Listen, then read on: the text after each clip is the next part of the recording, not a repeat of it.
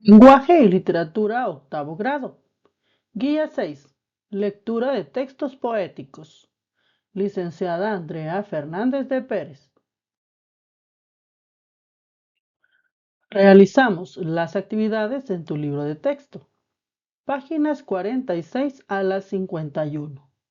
Recuerda trabajar a lápiz.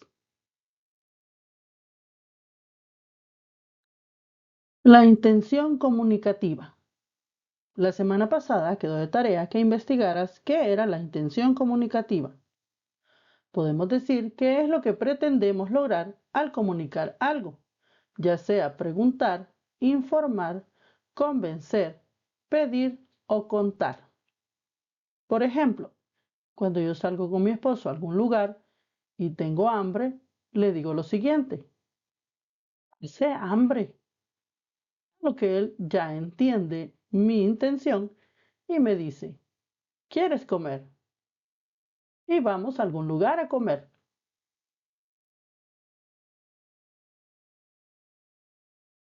Página 46. Anticipación. Actividad número 1. Respondamos a partir de la tarea que quedó la semana pasada. Literal A. ¿Qué entendemos por intención comunicativa? Como ya lo habíamos repetido, es lo que pretendemos comunicar para recibir una respuesta acorde a nuestra intención. Todo lo que comunicamos lleva una intención y es hacer reaccionar al receptor con diferentes situaciones. Literal B. ¿Cuáles son algunos de nuestros propósitos cuando hablamos con nuestros compañeros? Por ejemplo, en clase. ¿Recuerdas la primera vez que conociste a alguno de tus compañeros? ¿Cuál fue el motivo por el cual le hablaste? ¿Cuál fue tu intención? En clases podemos observar que nos dirigimos a nuestros compañeros por las siguientes intenciones: interactuar con ellos, comunicarnos, cuestionar ciertas situaciones, hacernos reír y compartir. Escribe alguna otra que tú tengas en clases. Observamos y leemos lo siguiente.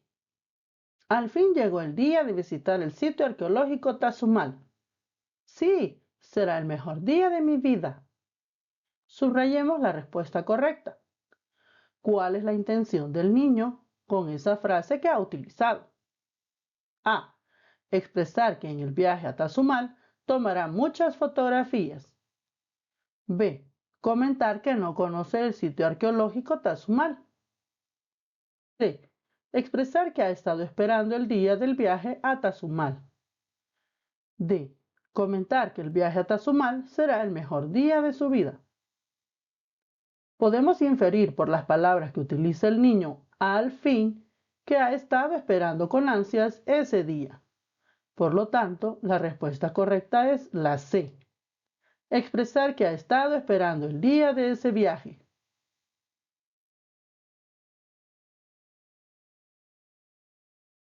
Página 47. Construcción. Lectura de textos poéticos. Actividad número 2. Leamos el siguiente texto. Sonatina. La princesa está triste. ¿Qué tendrá la princesa? Los suspiros escapan de su boca de fresa, que ha perdido la risa, que ha perdido el color. La princesa está pálida en su silla de oro. Está mudo el teclado de su clave de oro, y en un vaso olvidado se desmaya una flor. El jardín puebla el triunfo de los pavos reales. Parlanchina, la dueña dice cosas banales, y vestido de rojo pirutea el bufón. La princesa no ríe, la princesa no siente, la princesa persigue por el cielo de oriente la libélula vaga de una vaga ilusión. ¡Ay! La pobre princesa de la boca de rosa.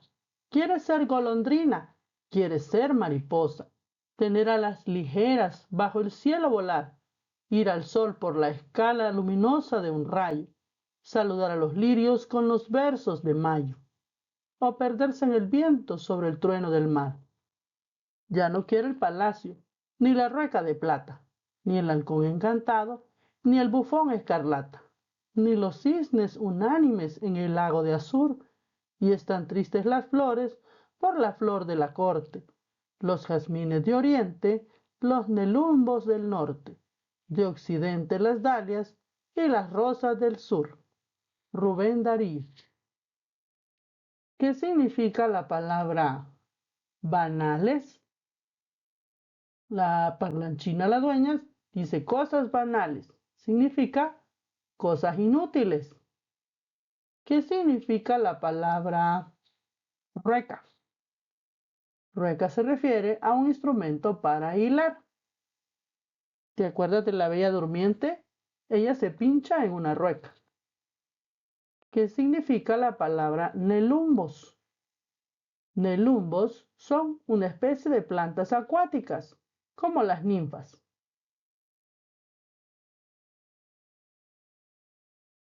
Ahora resolvamos lo siguiente. Literal A. Contamos las sílabas gramaticales y métricas de la primera estrofa del poema. Comencemos con las sílabas gramaticales. El primer verso decía: la princesa está triste, ¿qué tendrá la princesa? Las sílabas que nos salen son 15. Ahora contemos aplicando las licencias poéticas, es decir, saquemos las sílabas métricas.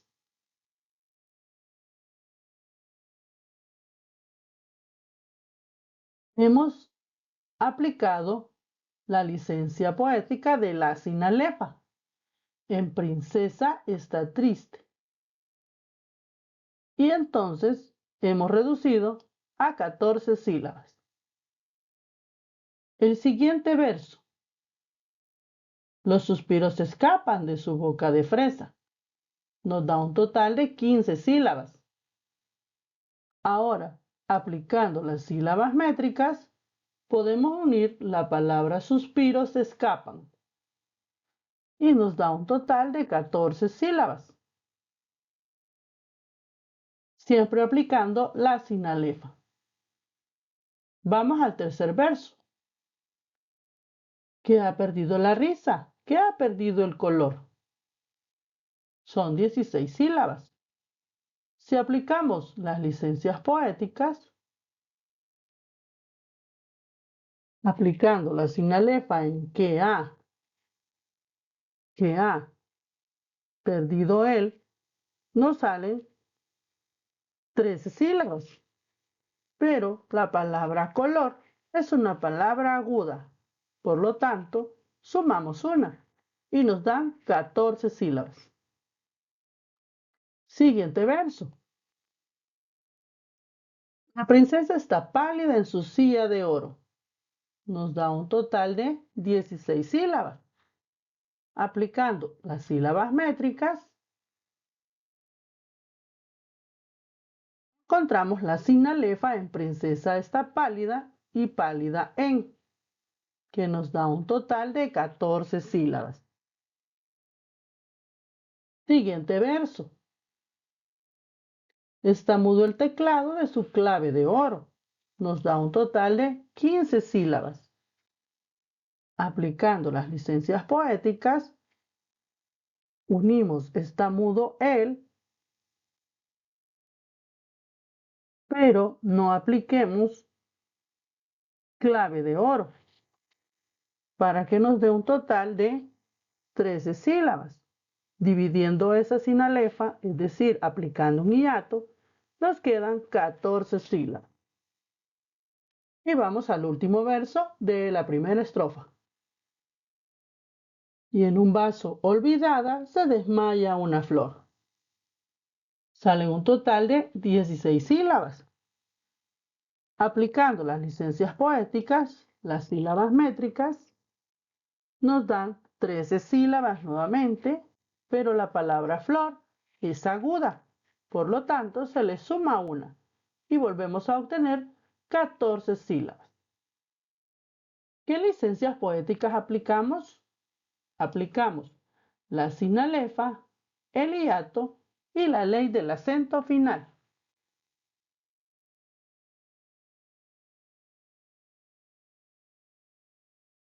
Página 48. Continuamos. Literal C. Explicamos.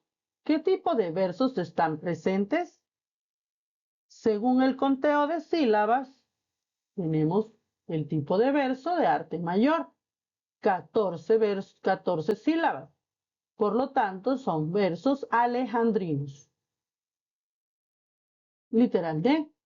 Explicamos en qué verso se modifica el número de sílabas métricas teniendo en cuenta la ley del acento final. ¿Te acuerdas que era en la terminación de la palabra color y la palabra flor? Exactamente en los versos 3 y en el verso 6. ¿De qué trata el poema? Habla de una princesa que está triste. ¿Por qué será? Está triste porque vive en un palacio. Literal F. ¿En qué estrofa se evidencia el anhelo de libertad de la princesa? Explicamos. Por vivir en un palacio, ella manifiesta un anhelo de ser libre. ¿En dónde lo podemos observar? Lo podemos observar en la tercera estrofa, porque dice que quiere volar. Literal G. Para ser feliz es necesario tener muchas riquezas. Explicamos.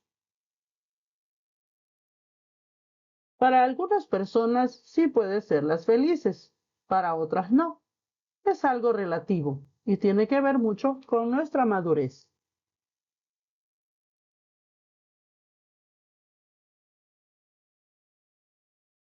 Actividad número 3. Leamos el texto y resolvemos en el cuaderno. Amo, amas. Amar, amar. Amar, amar siempre, con todo. El ser y con la tierra y con el cielo. Con lo claro del sol y lo oscuro del lodo. Amar por toda ciencia y amar por todo anhelo. Y cuando la montaña de la vida no sea dura y larga y alta y llena de abismos, amar la inmensidad que es de amor encendida y arder en la fusión de nuestros pechos mismos. Rubén Darío. Ahora resolvamos en el cuaderno.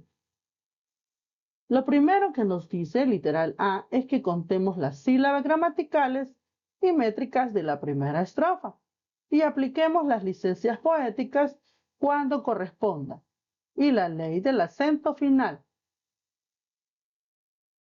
Veamos el número de sílabas que nos salen. Amar, amar, amar, amar, siempre con todo. ¿Cuántas sílabas nos salieron? Nos salieron 13 sílabas. Veamos la siguiente estrofa. Perdón, el siguiente verso. El ser y con la tierra y con el cielo. Nos salieron un total de 11 sílabas. Con lo claro del sol y lo oscuro del lodo. Un total de 13 sílabas.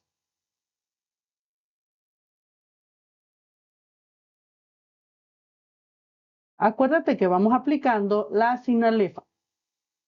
Amar por toda ciencia y amar por todo anhelo. Ahí hay varias sinalefas. Nos da un total de 13 sílabas. Y cuando la montaña de la vida nos dio un total de 11 sílabas. No sea dura y larga y alta y llena de abismos. ¿Ves? Ahí hay varias sinalefas. Nos da un total de 13 sílabas.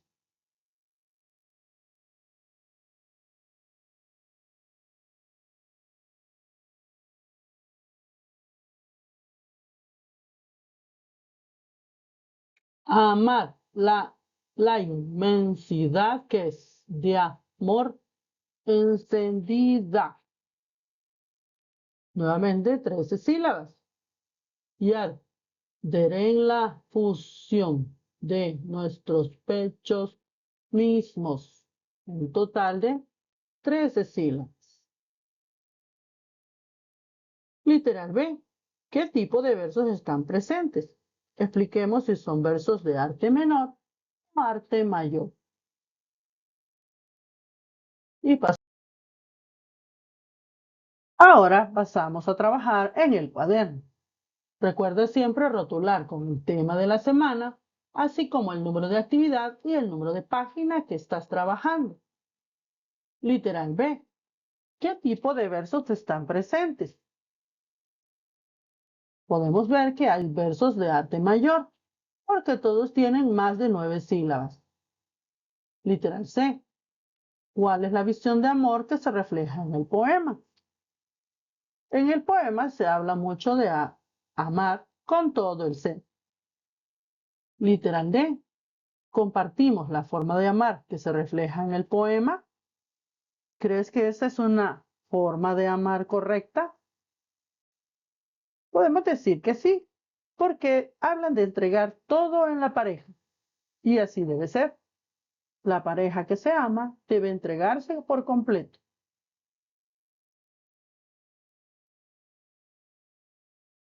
Página 49. Metáfora, complexión, reduplicación y similicadencia. Actividad número 4. Leamos la siguiente información. Las figuras literarias son formas de expresión no convencionales que están relacionadas con la estética o belleza del mensaje. También se les llaman figuras literarias o figuras retóricas, porque se refieren al arte de hablar y a escribir. Pueden estar presentes en diversos textos, no solo en los literarios. Veamos algunos ejemplos. Subrayemos en nuestro libro la definición de figuras literarias, que son formas de expresión no convencionales que están relacionadas con la estética o la belleza del mensaje, que se les llaman figuras retóricas porque utilizan un lenguaje elevado. Veamos los ejemplos. Metáfora. La metáfora consiste en asignar a una cosa el nombre de otra con la que tiene una relación o afinidad a partir de sus rasgos característicos. Dicho de otra forma, la metáfora conlleva una relación de semejanza de forma tácita entre los conceptos que tienen analogía. Es decir, que hay un término real que sirve de punto de partida y un término evocado o imaginario. Veamos, por ejemplo, la niña de los cabellos de oro. Esta expresión es muy frecuente para hacer referencia a las personas con cabello rubio. Por lo tanto, en este ejemplo, no podemos decir que sus cabellos son hilos de oro. Es decir, que no podemos tomar su significado de manera literal, sino que hay una comparación entre los cabellos, que es el elemento real, y el oro, que es el elemento imaginario.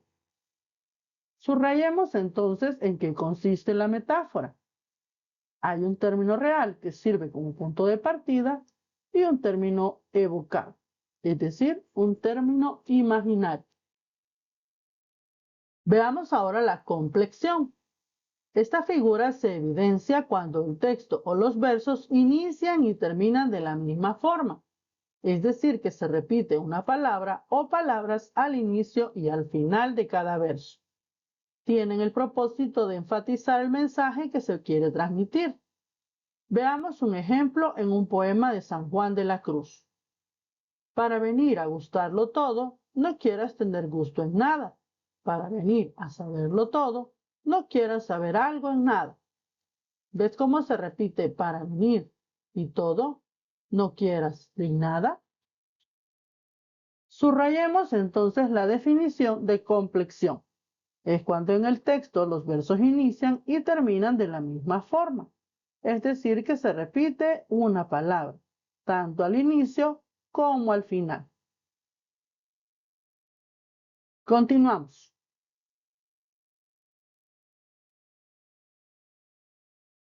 Para que te quede más claro, ¿qué es una metáfora?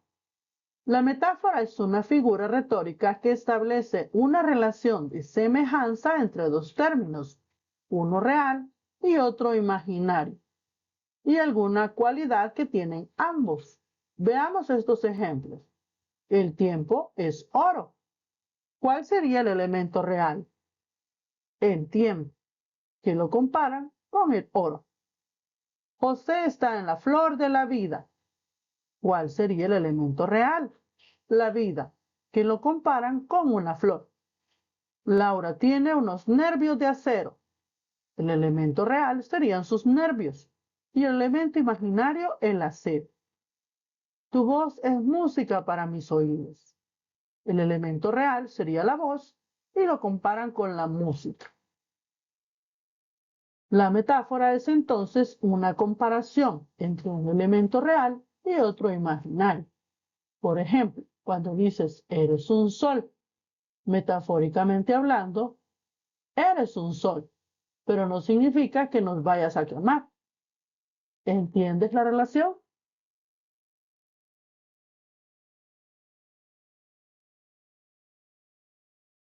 Veamos ahora la reduplicación.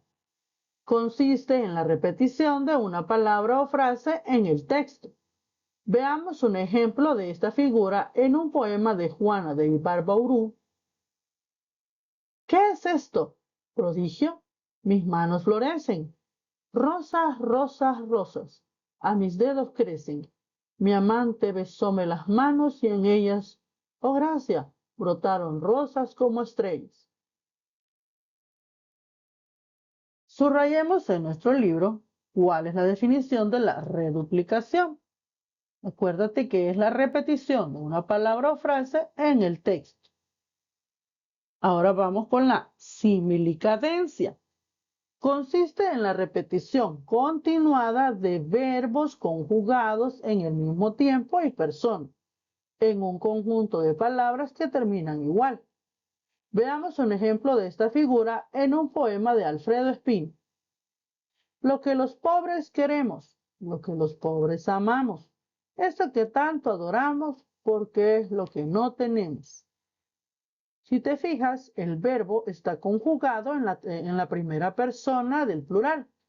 Nosotros. Nosotros queremos, nosotros amamos, nosotros adoramos, nosotros tenemos. Por lo tanto, cumple la función de la similicadencia, que es el conjunto de verbos conjugados en un mismo tiempo y persona. Subrayemos en nuestro libro la definición de similicadencia, que consiste en la repetición continuada de verbos conjugados en el mismo tiempo y persona en un conjunto de palabras que terminan igual. Ahora pasamos a nuestro cuaderno y vamos a responder. Literal A. Identificamos un ejemplo de estas figuras literarias en los textos poéticos de Mario Benedetti y Rubén Darío, que los hemos visto en las actividades anteriores.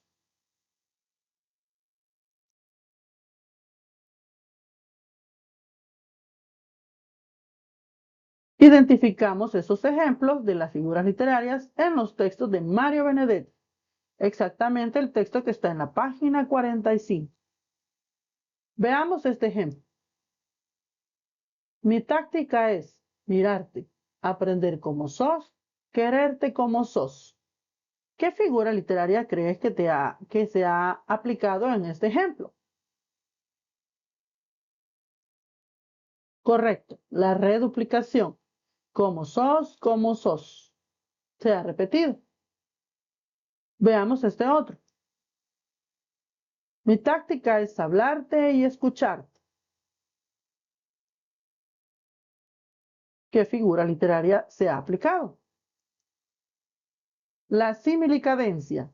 Hablarte, escucharte. Veamos este otro ejemplo. Construir con palabras un puente indestructible. ¿Qué figura literaria crees que se ha utilizado? La metáfora, porque va a construir un puente indestructible, que es el elemento real, con palabras, que sería el elemento imaginario. Sigamos.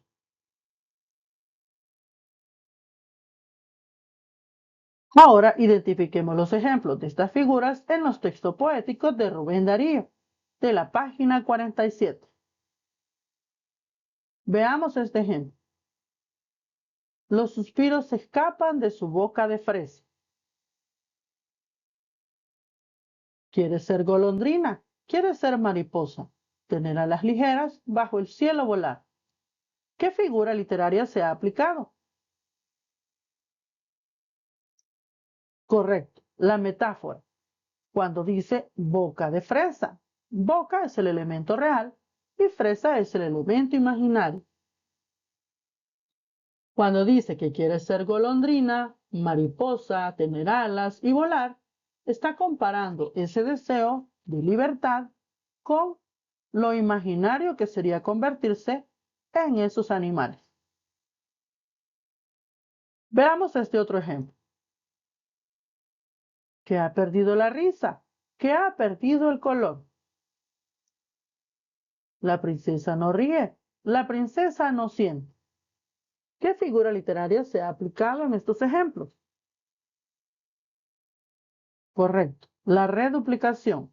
Ha perdido, ha perdido. La princesa, la princesa. Excelente, continuamos.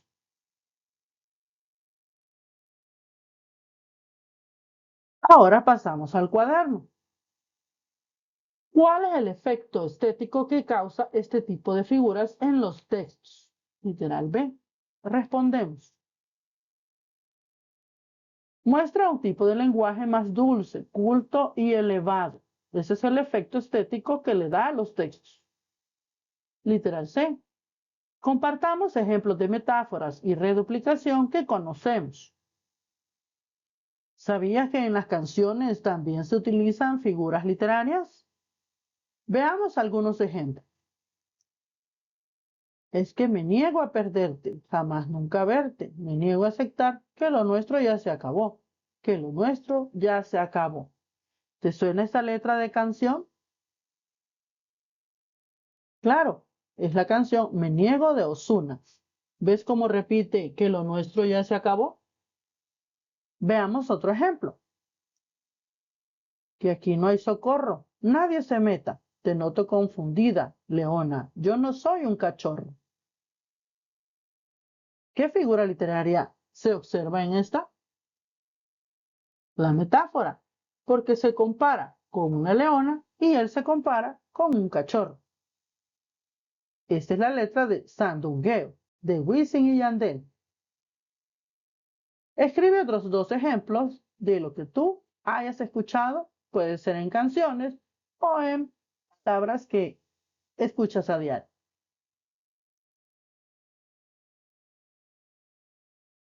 Página 50. La intención comunicativa. Actividad número 5.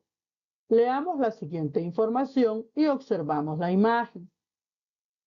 La intención comunicativa se refiere al propósito que tenemos cuando nos comunicamos, ya sea de forma oral, escrita o gestual. Es decir, que cuando nosotros preguntamos, damos órdenes, explicamos, entre otras, estamos utilizando diferentes tipos de intenciones. Subrayemos también en el libro la definición de la intención comunicativa, que se refiere al propósito que tenemos cuando nos comunicamos, ya sea de forma oral, escrita o gestual.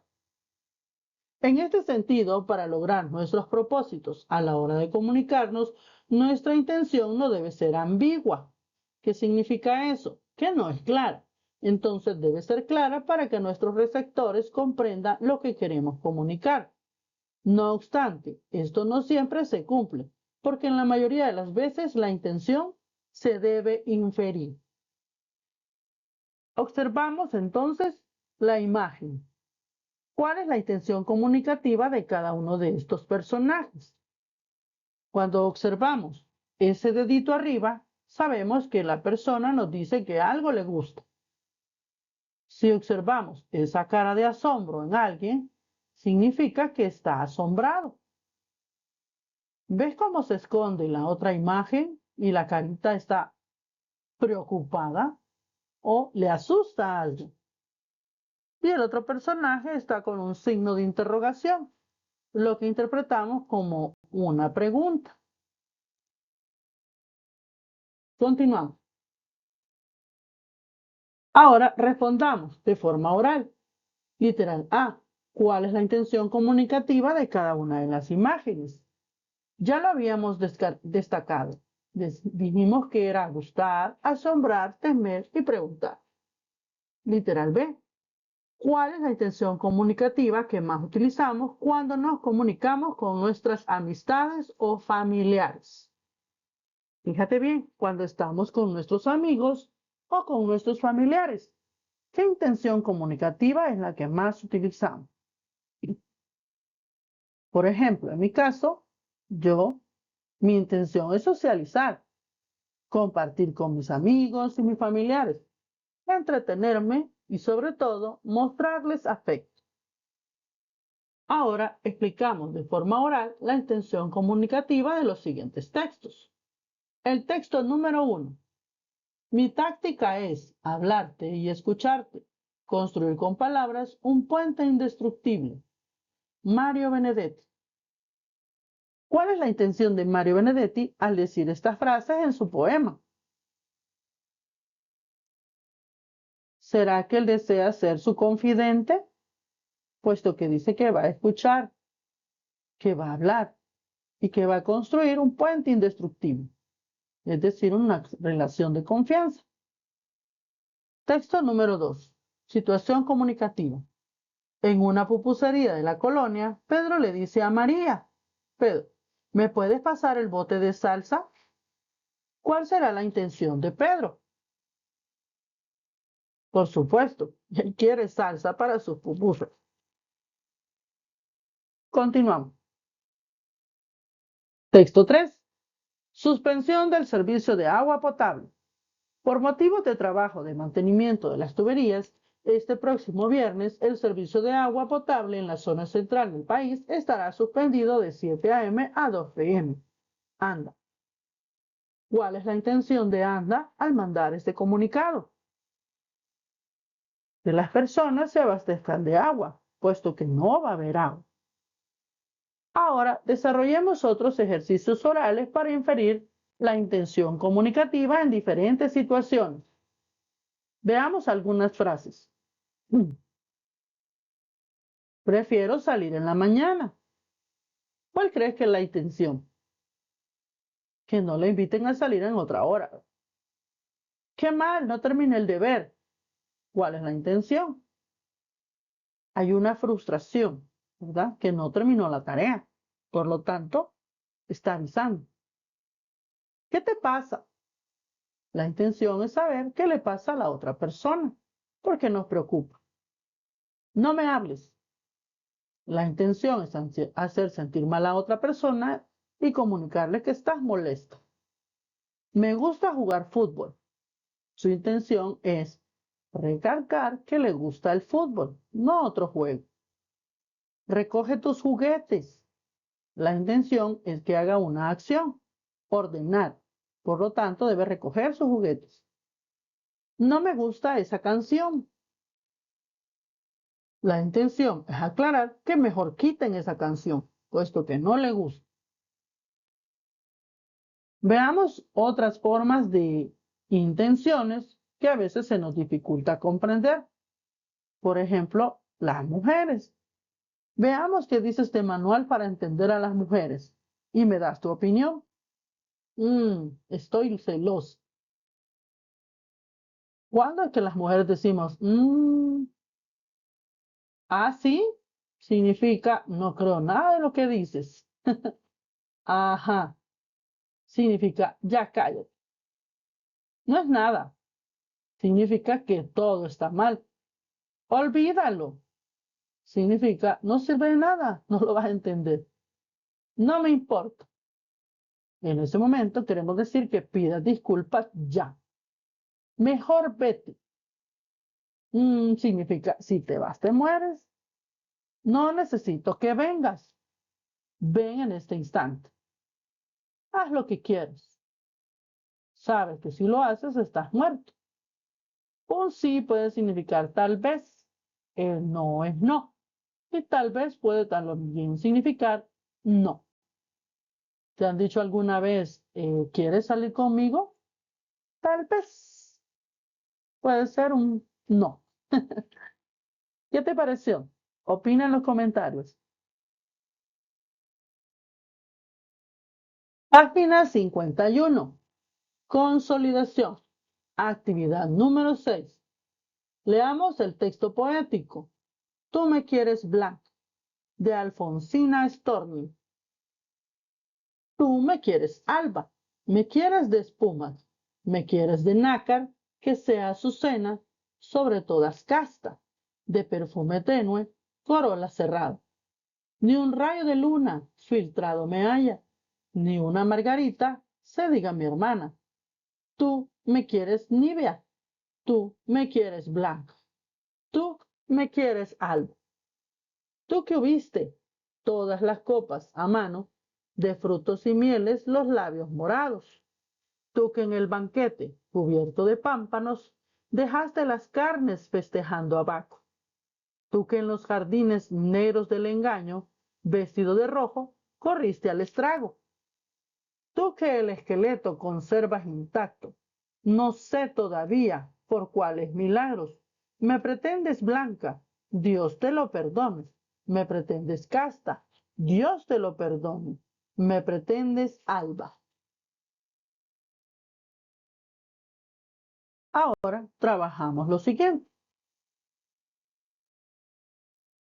En el cuaderno A, contamos las sílabas métricas de los versos de la segunda estrofa. B, de acuerdo con la cantidad de sílabas métricas, qué tipo de versos conforman la segunda estrofa. C, según la ley del acento final, ¿en qué verso de la segunda estrofa se le disminuye una sílaba métrica? D, ¿cuál es la relación entre el título del poema y su contenido? E, ¿cuál es la intención comunicativa de los versos subrayados? Y F, escribe tu punto de vista sobre las desigualdades entre el hombre y la mujer que plantea el poema. ¿Qué significa casta? Es una persona que se abstiene de todo goce sexual o se atiene a lo que considera como lícito. Nivea, de nieve o semejante a ella. Pámpano, sarmiento verde, tierno y delgado o pimpollo de la vid, es decir, uvas. Baco, dios relacionado con la celebración, con el vino y la cosecha. Ahora, lo primero que vamos a hacer es contar las sílabas de los versos de la segunda estrofa. Ni un, ahí hay una sinalefa, rayo de luna, un total de 6 sílabas. Filtrado, ya. Nuevamente tenemos 6 sílabas. Ni una margarita. Nuevamente 6 sílabas. Se diga mi hermana. 6 sílabas. Tú me quieres ni ve a. Nuevamente 6 sílabas. Tú me quieres blanca. 6 sílabas. Tú me quieres alba. Y nuevamente 6 sílabas. ¿Ves? Todos los versos nos han dado 6 sílabas. Continuamos. Ahora resolvemos en el cuaderno. Literal B. ¿Qué tipo de versos conforman la segunda estrofa? Como ya los contamos, podemos decir que son versos de 6 sílabas, conocidos como hexasílabos, y que son de arte menor. Literal C. Según la ley del acento final, ¿a qué verso de la segunda estrofa se le disminuye una sílaba métrica? Si observaste el conteo, al verso 12, que termina en Nivea, porque es una palabra esdrújula. Literal D. ¿Cuál es la relación entre el título del poema y su contenido? El título del poema dice que la quiere blanca, y en el contenido del poema se asume varias veces la relación entre lo blanco con lo puro y lo inocente. ¿Será que a eso se refiere?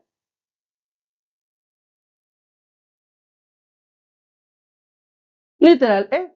¿Cuál es la intención comunicativa de los versos subrayados? ¿Leíste los versos subrayados? La intención es rechazar la pretensión de que sea casta, puesto que le dice Dios te perdone.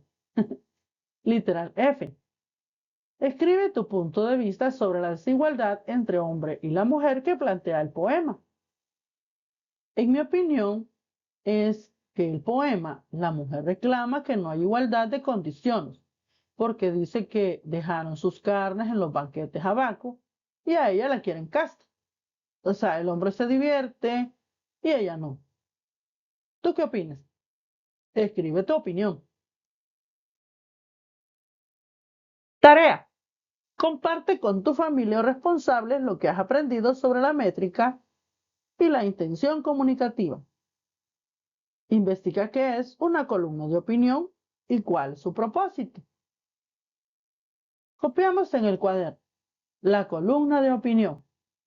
La columna de opinión es un texto que se publica en los medios de comunicación y habitualmente es escrita por una persona destacada en algún ámbito o especialista, quien plantea su opinión respecto a un tema de actualidad o de interés.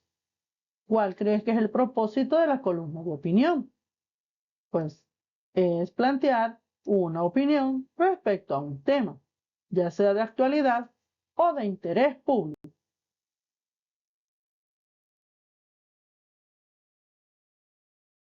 Eso es todo. Muchas gracias por tu atención. Hasta la próxima.